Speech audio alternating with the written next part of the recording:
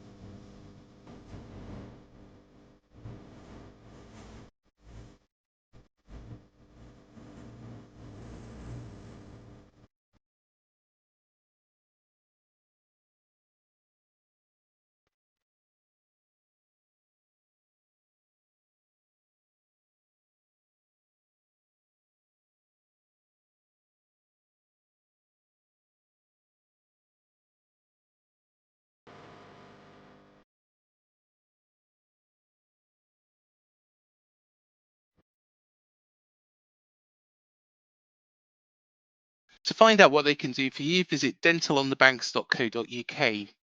Now, my special guest today is somebody who saved the Cherries. He's the author of the book Cherries in the Red. He was also pivotal in the Winter Gardens movement back in 1997. Without him, this club would not have survived. It is a pleasure to welcome on to Up the Cherries in all departments, Trevor Watkins. Good evening, Trevor. How are you? I'm good. Even better that we go into Christmas with somebody who's going to spend some money in the transfer window. Definitely. It's exciting times at AFC Bournemouth. I'm sure you'll agree. But thank you so much for coming on this special show with us, and it is an absolute pleasure to talk to you. Thank you. So let's start off where it all began. So you grew up in Bournemouth. What were your earliest memories of supporting your hometown club? Well, I mean, memory might be deceptive, but I'm pretty sure I can remember being at that very first game, which was Bournemouth against Walsall. It was February 74. Bournemouth won 1-0, and it was a day very much like I'm seeing today. Bleak grey skies. We stood on the Brighton beach end because we could only afford to stand there with the away supporters. I remember it was something like 5 pence for me to stand and 35p for my dad to go. And he would put me on the old metal bars that would be on the concrete in the Brighton beach end, which is a bit of a gravelly, shingly mess, as you may or may not remember, and bitterly cold. And we would stand just between the entrance, between the old rickety turnstiles and the scoreboard, which was an old metal contraption which had letters of A to Z, and the man at half time would take numbers up and put them on, hook them onto against the letter, and you'd have to have a program so that you could look at Blackpool Bolton or whatever the game was game C, and you'd know what the halftime score was. And as things progressed, my dad got me one of those little radios that would tune in to medium wave, which was about all you could get then. You'd have this terrible reception. But as time progressed, you could actually listen to and get better updates as to what the score would be. And that was it, really. I remember games like we'd beaten Crystal Palace 4-0, and the away end was packed, and I was in there with my dad. And that was, again, quite an amazing experience, because it was at a time when actually, away fans were great. It didn't really matter. I know there was a lot of violence that time with Leeds and other clubs in the 70s, but we were looked after, and they were my memories. And I used to go with my dad week in, week out. I remember buying a bicycle. He bought me a bicycle once, and that meant I missed the game. I was very upset about that. But, when it came to doing a school project about my career I decided I want to be my career as a professional footballer. And that would have been 75, 76.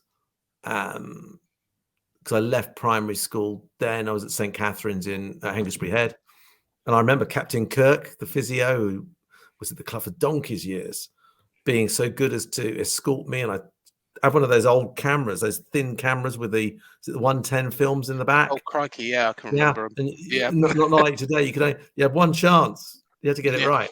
And players like Ian Cunningham, Tommy Heffernan, and others who would be practicing, and they let me take pictures of them. I don't remember Steve's name, winger, and it was great. And I used to go and watch the reserves play. I used to go and watch the youth team play. Some people may remember people like Kevin Reeves, who went on to great things, who played for us, and that was it really, and that got me hooked. Do tell us about your career leading up to 1997 and supporting the club throughout your time working in London. I was, I wanted to be an English teacher. I went to Bournemouth Grammar School, great school, loved it. Played football for the third team, sometimes the second team if I was lucky. Loved playing football, played rugby, loved sport, kept on watching Bournemouth. Decided I want to be an English teacher, so I took my A-levels, applied to university, didn't get a place. I found that bizarre. I did my headmaster. At the end of the day, I had predicted grades that were good. There were A's, a couple of A's and a B I was predicted, and I was doing some S levels. So when it came to clearing, I was offered a place at St Andrews in Scotland. But by then I had my A-level results, which were good.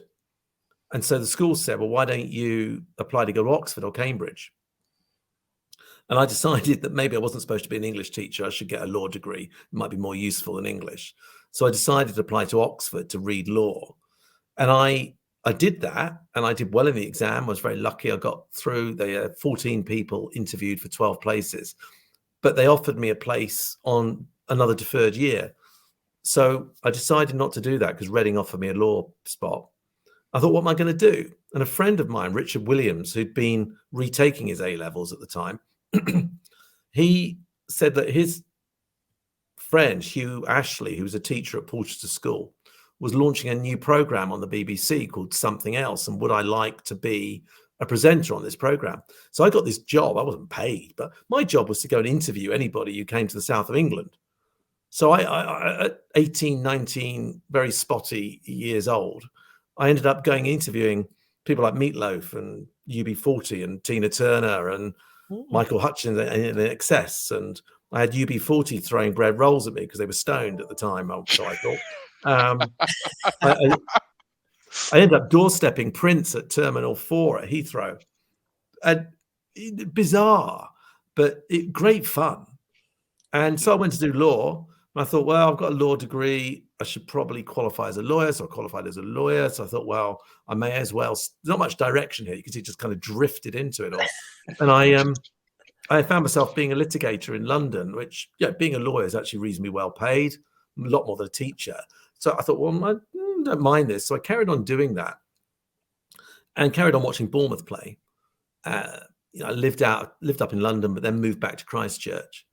And middle of January 97, I'd been watching the news that obviously there's no secret. Ken Gardner was chairman. He was in trouble. The club was in trouble. It was losing a lot of money. Norman Hayward was there, Brian Willis. They'd pumped money in. And it was all going off the rails. I think the club had borrowed £75,000 on the basis that they would repay 100 within 3 months, which is like a ridiculous rate of interest.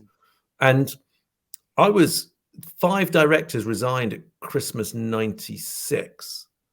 And I was at a game against Rotherham. Again, another terribly grey day with a terrible game, really.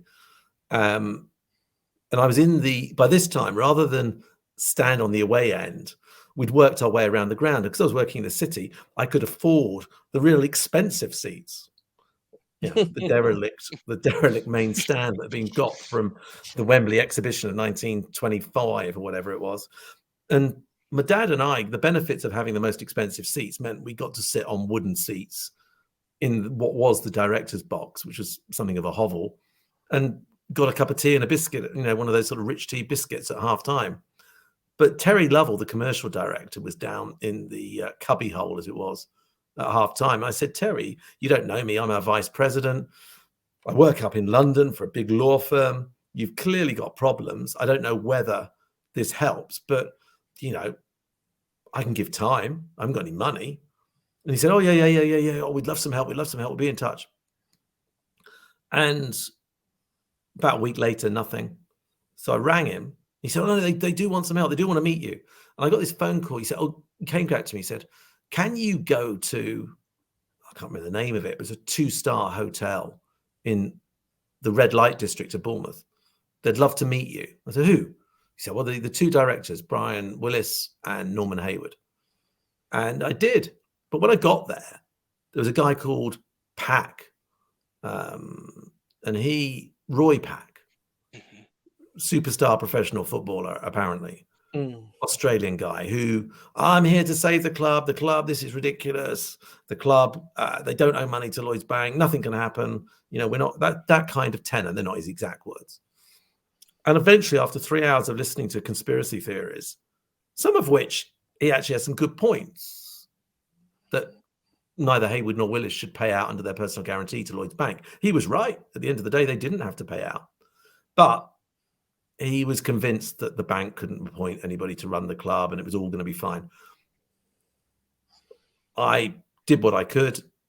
And 3 days later, the bank shut the club on a Friday morning. Arthur Anderson were appointed as receivers, which meant they were in control of the club.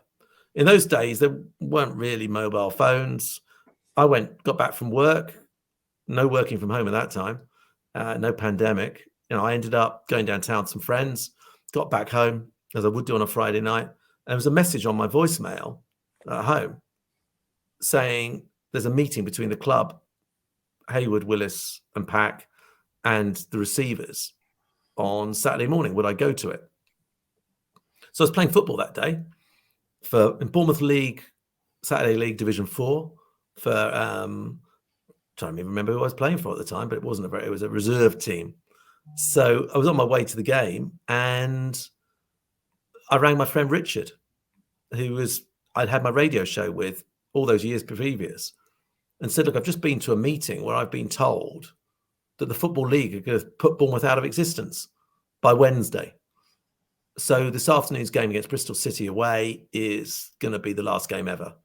And we have a choice. We either raise enough money to cover the losses for the season." At that point, the club was losing £100,000 a month. So the league wanted to see that the club could complete its fixtures. So it needed to raise £600,000. And in the meeting, Paul Whitehead and Alan Lewis, who were the receivers, they'd said to Pack and Hayward and Willis, "Look, we represent the bank. They're not putting any more money in." Hayward would go, "I'm not putting any money in. You're crooks. You shouldn't be appointed. You shouldn't be in charge. It's my club," that kind of approach. And so they looked at me and said, "Well, you want to help. Why don't you raise the money?" So I went on the radio show with Richard. I went down the BIC, went and did an interview and said, "Look, this is what I know." Arrived at Kinston to play football. And the guys in the changing room said, "You're late. Why did we just hear you on the radio?" And people started ringing up, offering to help. And Terry Lovell, bless him, the commercial director, he called a meeting at the club for Sunday evening. Now, this scared Roy Pack because he was on to me like a dog on heat, basically. He did not want to lose control over this process. And he got me to go to this hotel where bizarrely we ended up in some bedroom with the curtains closed with some guy, I can't remember his name, that he claimed was going to be, again, a savior. He then said, "We're going to go and see Max Clifford, the publicist who's died recently." And for a meeting, we didn't have a meeting. We turned up at the Carlton Hotel and tried to locate Max. And Roy Pack doorstepped him. Max hadn't got a clue. But Roy was trying to spin the story about receivers shouldn't be in charge, And some people may remember that eventually there was an article in the Daily Mail, I think, which said, why is Max picking a number on Bournemouth? And Max was then starting to target me. And Pack really didn't want to lose control. We had this meeting on the Sunday night at the club. And I kind of worked that one out at that point. And I said, "Look, if there's going to be a chance of saving the club, the fans need to get together. We need to be independent of you, Mr. Pack, and of you, the receivers. We need," and my game there was, we didn't know who were the good guys, who were the bad guys, or if anybody were good or bad. So 5 or 6 people. Ken Dando, great guy, lifelong fan, accountant. Andrew Kay, again, lifelong fan, still goes sometimes to the games now. And Peter Aldersley, a guy called Andy Noonan, who's an architect. John Hiscock, again, who still goes to games. John Saunders, who was sponsor then, still sits at the games now. Michael Lowe, the vicar, and who sadly passed on not long after, but his wife still goes to the game, Pat. You know, these people all said, we'll help. And we got a committee of 6.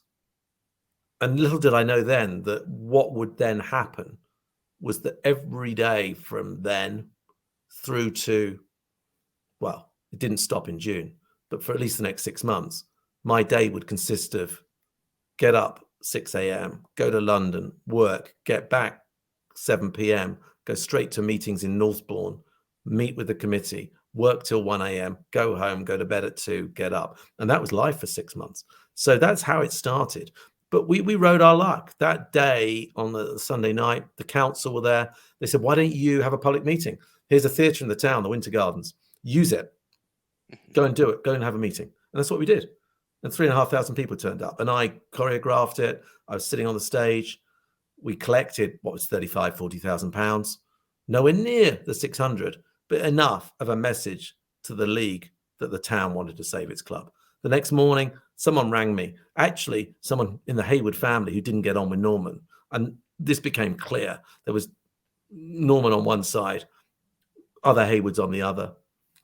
They'd all fallen out. They didn't respect each other necessarily. And this other Hayward, Geoffrey Hayward, said, I'll give you £100,000. And then the Times rang up and said, we'd like to make you our face of sport this weekend in the newspaper. By Saturday, which I think we played Blackpool at home, 8,500 or 8,201, as I remember, turned up. And I haven't prepared. I just kind of lodged in my brain. We started seeing that the town supported its club more. More money came in. So we didn't have to give the money that we created a trust. And eventually, we decided to try and make a bid to buy the club. And you know, I remember being in a meeting with Lloyds Bank, and they said, we've got a bid from Mel Bush, who's actually Jason Tyndall's father-in-law. Mm-hmm. We got a bid from Norman Hayward, and we got your bid. Yours is the lowest. You're the most inexperienced, but we'd like you to buy the club.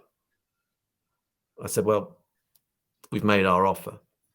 And they said, well, we'll lend you the money because we're sitting on all this real estate. It's our land. We don't really care. Now we've done the hard bit of putting receivers in. We don't care if the club goes bust because we can build houses on this. We'll make our money back. We'll have a bit of bad PR, but we'll live through it. So why should we give you the land and give you the club? So we struck a deal. And, yeah, people like Peter Phillips criticized it subsequently, but he wasn't there at the time. I'm not sure that necessarily he would have understood the intricacies of insolvency law. We had very good lawyers at Leicester Aldridge advising us, and they said to survive, there's 2 things the club needs to do. 1, it needs to pay a fair price for the assets. 2, it needs to pay off the existing creditors. The existing creditors were, there's lots of rules as to how you deal with these things. And we basically agreed a deal where we would pay everybody 10p in the pound over 10 years. For people who say they don't think that was a good deal, they don't really know what they're talking about, in my view, because this is no disrespect meant, because if you're involved in it, and as I have now been for 25 years, that was a very good deal because it bought time. It bought opportunity. What it didn't buy was how you transform a club that's losing £1 million, £1.5 million a year into a club that makes profit. Because as the supporters and the fans, we raised about 150, 200,000 pounds. I persuaded others with money to raise about 500,000. So that's 650,000 there or thereabouts. On a club that's losing 1.5 million a year, to be able to sell beer in the supporters club, we had to pay off the supplier who would cut off the pumps unless we cleared that debt. To be able to get people through the turnstiles, we had to upgrade certain things. To be able to function, we needed players. The first player we bought was Justin Harrington on a free from Leicester. You know, it wasn't easy. And it's very easy, however, if you're on the outside, to poke fingers and say, Andrew Kay, Ken Dando, you didn't know what you were doing.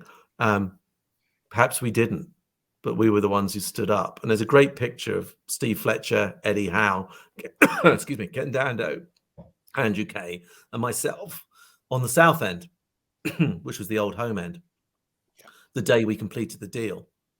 Champagne going off.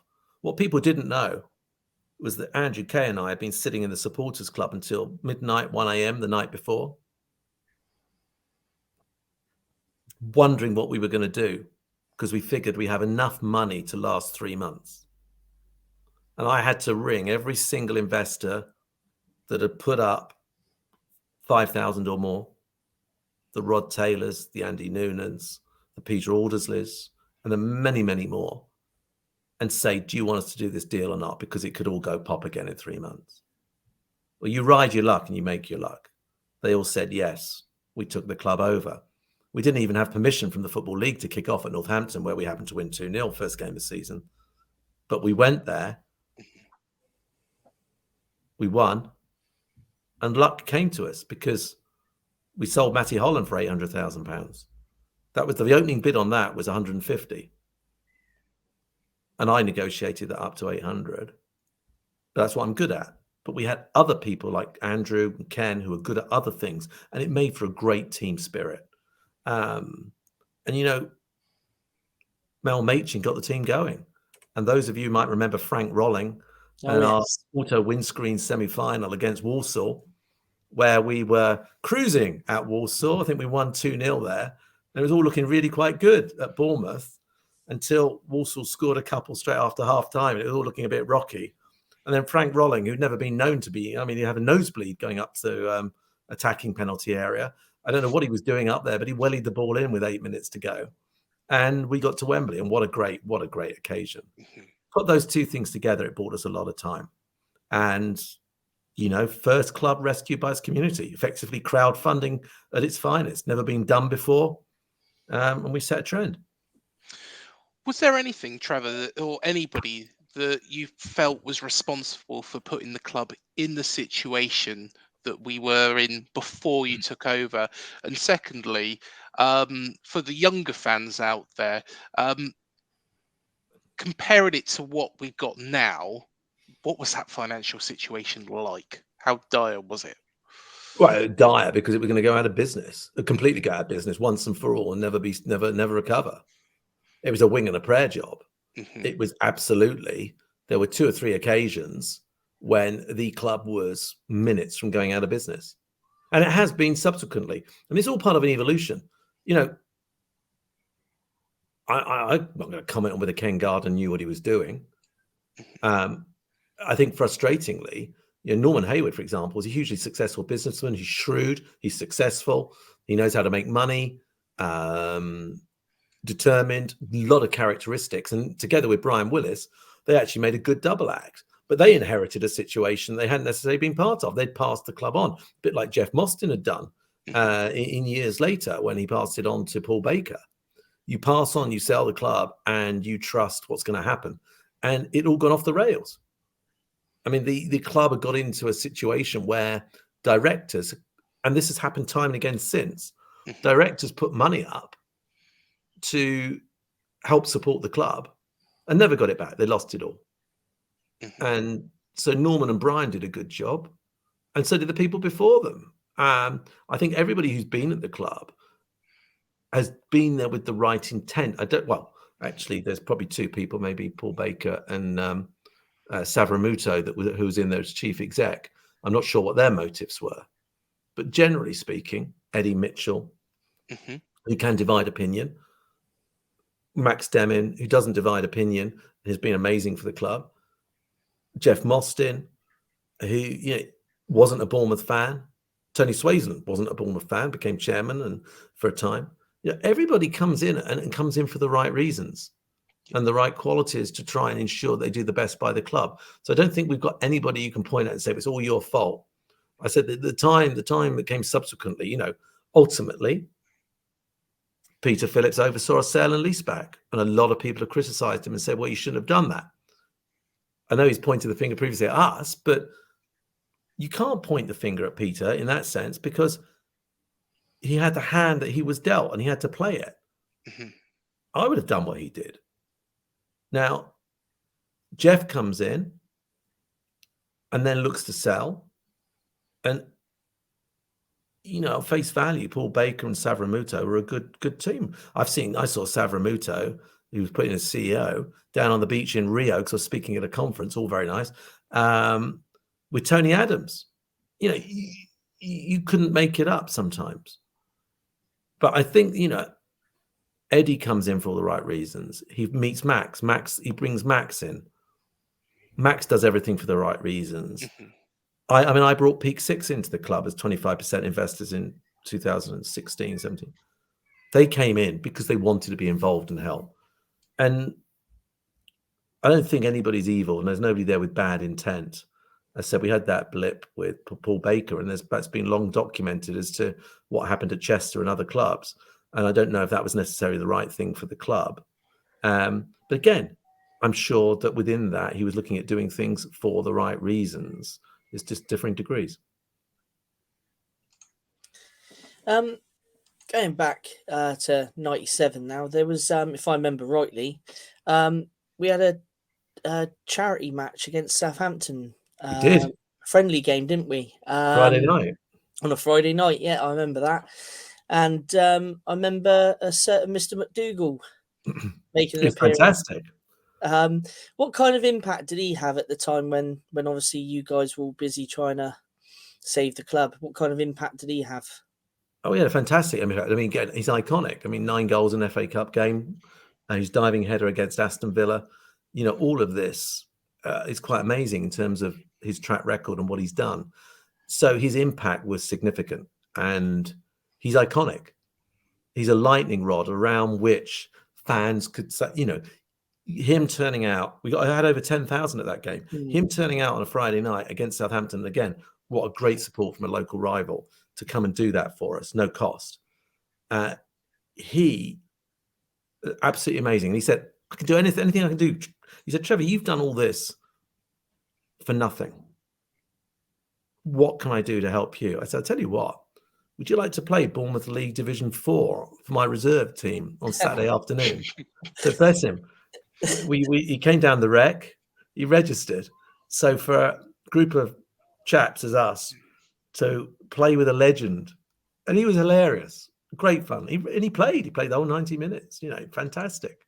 I'm sure he's not forgiven me since, and we're still friends now. We still catch up and see each other, and that is the nice thing, that camaraderie. A lot of the people who are still alive from that time, we see each other at games. We still sit. Well, obviously we built a new stadium, but we still sit in the seats we've always sat in. We still chat about things and catch up. We're all a bit older. We all still think we look as young as we did then. Now see Ted in the States, and it's quite incredible, really. But we do our best. What struggles would you say, Trevor, that you had throughout your time as chairman of the club?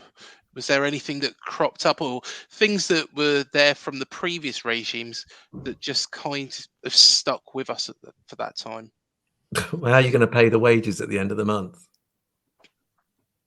And which players should you sign? We made a bit of money in the auto windscreen, so we thought we needed a striker. Why don't we buy Roger Bolly? 33 goals. I think he got 20-something the season before. Yeah. On paper, fantastic. Mm-hmm. No one checked whether his legs still worked. So we bought this player for £100,000. When you make a decision, when we were in the top 6 and we needed to raise money to pay the wages, because that was the problem. None of us had money. Mm-hmm. So the vision is great. The community bit is great.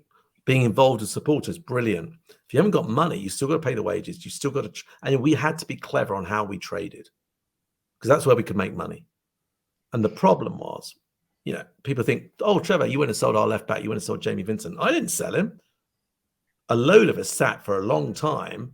What can we do? How do we do it? How do we make, and how do we mitigate risk? Mel Machin is manager. He inputted, right, Mel, we've got to sell somebody. What can you survive? What can you cope with? How do we play this? And he said, I can play Krista Warren at left back. What if we give you somebody? I've got Willie Huck. I've got Richard Hughes. Obviously, Richard's with the club now. I lose my left back, who's my corner taker as well. And he's a good left back. I can cope. That position I can cover. And I think the first game after Jamie went, we won. But then we hit the buffers. But teams do that. And we went into the last game playing Wrexham where we needed a result that would keep us. We ended up 7th on goal difference, I remember. And that felt terrible. But equally, one of the decisive moments that saw my end of my time as chairman was when we had a bid from Wigan to buy Eddie Howe and Richard Hughes for 1.25 million.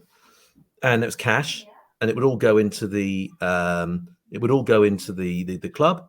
And the decision then was, do we sell and take the money, or do we stick? And we had a board meeting. 5 of us voted. 3 said, no, don't sell. 2 said, yeah, we should sell. And so we didn't.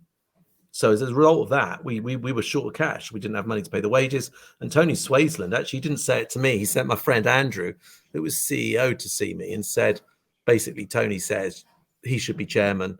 He'll put the money up. If you step down as chairman, you can stay as a director.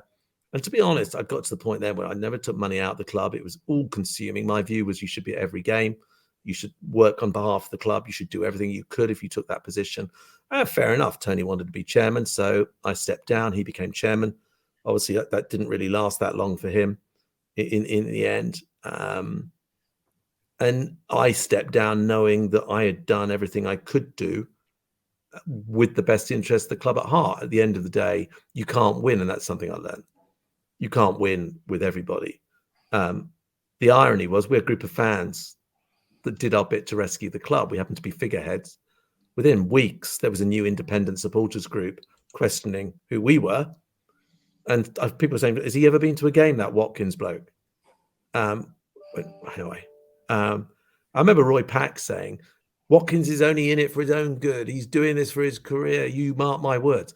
Now, the irony was, or is, I wasn't, but in actual fact, it has transformed my life. I wouldn't be on here if we hadn't done this. And Exactly. here am I, working with most of the top European football teams, working with buyers, sellers, working across professional sport, and being paid for it, which is incredible. There were some pretty down moments in between times, but they're the kind of things I learned. How was the Dean Court, which we enjoy today, funded? And tell us about the Ken Dando Stadium Appeal. Yeah, well, the problem was we had no money. We had no money to build a new stadium, but the council was shutting 2 ends of the ground. And because they shut 2 ends of the ground, we had to build a new one. And the answer was, well, how on earth do we go about doing it? So we can go back to the supporters. That's going to raise some money. We can go to the council. What, a Conservative council going to lend money to a football club? No. Well, we demonstrated that we had a value as a community club. We were doing things the council would otherwise have to pay for. So they agreed to put some money in return for services. That was a new innovative way. The Football Foundation said there was a percentage limit on what you could get from them as a grant to build a stadium. However, they had an annual football match against the Football Association they wanted to win. So they said to me, because I knew the guys there, well, could we borrow some of your players?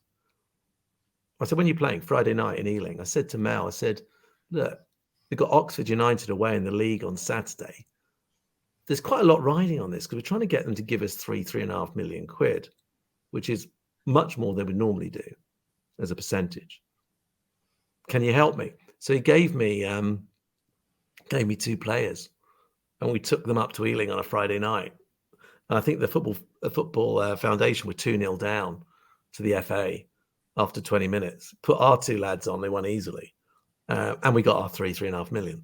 But ultimately, again, this is We had to build. We could only build 3 sites. That's all we could afford. And even then, things went a bit awry because we needed to find somebody else. There was no institutional lending, no bank lending that would do this. So we found a guy called Stanley Cohen, and he was, again, I think I'll keep it short because he was prepared to help. And perhaps the terms on which he was prepared to help were more onerous than people thought they might be. And so when it came to it, Glenmore Investments, as they were, or Glenmore Holdings, they had more a hold over the club. And, you know, without Stanley's money, the stadium wouldn't have been built. So, and the stadium needed to be built. And that all got sorted in time. But, you know, remembering this was a club that was losing $1 million, $1.5 million a year. It was trying to keep up. We'd had some success, but it didn't have the rich benefactor that we have with Max Demin and now with Bill Foley. And so the Ken Dando Stadium Appeal was another great way of doing it. And eventually, you may or may not remember, we ended up with a sort of fundraise from the supporters as well. And it all worked really well to get the new home. But continued losses, continued debt, a continued need to keep up then leads to, well, what can we do next? Well, we'll sell the stadium and lease it back. Great for clearing debt, great for resetting, but then you don't own that asset anymore. And then, obviously, the years after Peter, when I'm going to Paul Baker, with Jeff stepping in, Jeff doing things all the right way, Paul Baker goes off the rails, and then it goes back into insolvency again. I remember I was in Florida working. I got a phone call from the Football League who wanted to ask me when the club had last been in administration or in receivership so they could try and determine which points penalty they should give them. And of course, all of this led to the most amazing era under Eddie Howe. And thank you, everybody, for joining us on this special show. Do remember part 2 will be coming tomorrow. So please do hit that like, that subscribe, and that bell button to be alerted to when that drops. Also, do check out of all of our other interviews if you are wanting more Cherries related content before listening to part 2. You can find interviews with, of course, Eddie Mitchell, who was name dropped within this interview. We've also got special guests as well that we've had on, like Charlie Daniels, Steve Cook, Steve Fletcher, of course, another man that was name dropped as well, and many, many more. So please do remember to hit that like and that subscribe and bell button. But part 2 will be along tomorrow. So until then, thank you for joining us, and we'll see you tomorrow. Up the Cherries.